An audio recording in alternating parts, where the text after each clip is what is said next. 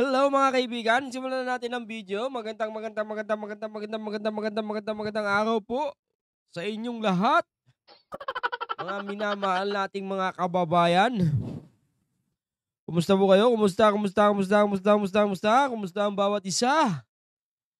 Nakapag ano na ba kayo?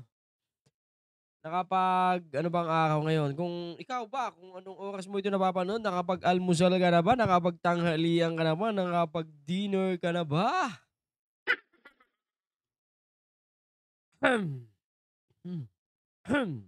Okay. May nakita akong video sa TikTok. Guys, Sabay-sabay nating panoorin 'to, at kayo na lang hong bahala kung sino ba ito. Kung ikaw man ay DDS, kung ikaw man ay loyalist, baka naman puwedeng paki-comment mo lang diyan kung sino ite, 'di ba? Kung sino iyan, 'di ba? Bago tayo magsimula, palakpakan muna natin kung sino ang taong ito. Kasi ano talaga siya, kapala-palakpak po mga kaibigan. Panoorin niyo kung anong ginawa.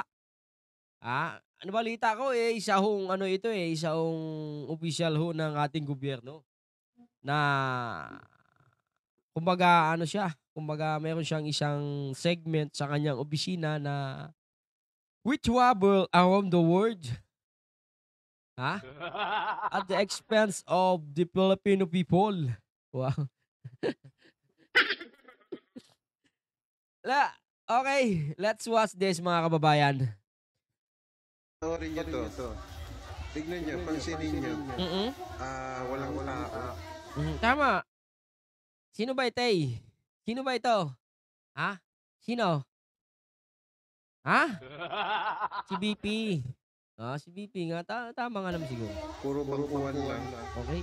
Pansin niyo ho mga kaibigan, meron hong kumbaga, yung mga security niya po, talagang naghawak kamay upang walang makalapit sa Vice Presidente. Walang makalapit ni sino man. Okay? Naghawak kamay po sila. Ang haba ho, ilang metro ho ito mga kaibigan, mula ho pagpasok ng ng pinto ng kanilang venue, okay? Ah, Tila ba'y nakaamoy siguro itong mga taga-Kuwait OFW na walang kwenta ang sasabihin ho ng ating Vice President. So, kung mangilan-ngilan lang ho mga nagpunta, siguro yung mga supporters talaga, nag-on leave pa po sa kanilang mga trabaho para lang ho masilayan ho ang isang opisyal ho ng gobyerno dito sa Pilipinas. Di ba alam mo naman mga OFW, mga ano yan mga sabik yan kung mga vlogger lang ang pupunta diyan, putang ina talagang magsisiliban pa yan. Paano ba naman Vice President ang dadalaw sa'yo, 'di ba? At saka idol mo pa. Mag Kahit hindi mo siya idol o kung idol mo yung tatay, parang mo na rin nakasalubilo yung tatay, 'di ho ba? Tuloy po natin.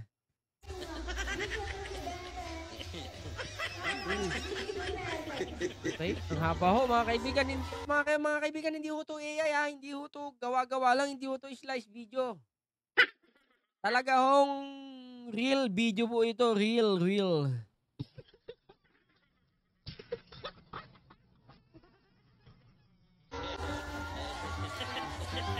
Mm. Kung mapapansin po natin mga kaibigan, pagkahaba-haba nga ho, meron ho mga ilan lang nagpapa-selfie, meron kanina yung nasa gitna si ate na naka-vlog, at merong isa, dalawa, tatlo, apat po na nami-picture, at meron din po sa kabila. So pagpalagay po na natin mga 10. Okay, 10 po 10.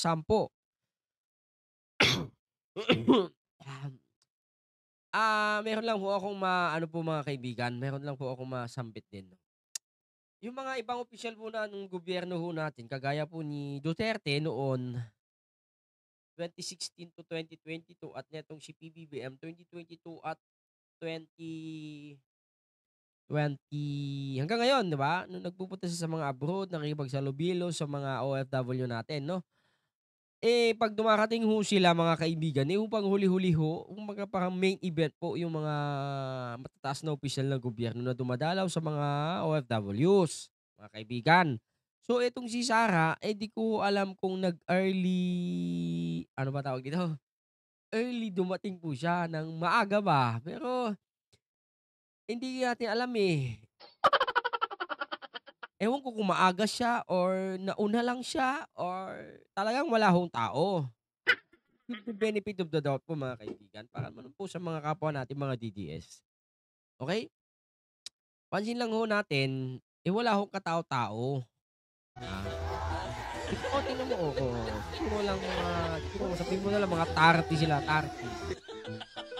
Ah, eh, ang Guys, laki naman ho panoorin ng niyo 'to. venue. Tignan mo kung walang Tignan niyo, katao-tao. pansinin 'Di ba ho ba ang dami na dapat nila diyan kasi panghuli-huli ho yung mga delegado po natin, eh, yung lalo na yung mga presidente, vice president, eh, panghuli-huli po silang dumarating sa mga venueng ganyan. Eh, madami na hong tao nun, eh, bakit ngayon walang tao? Pag sabihin niyo naman inedit namin 'yan, hindi ho kami marunong mag-edit sa mga nagpapawalan ng tao, puwede ho namin dagdagan 'yan, kausapin niyo lang ho kami at dadagdagan ho namin 'yan, para lang ho magmukhang madami sa video, okey? So yun lang,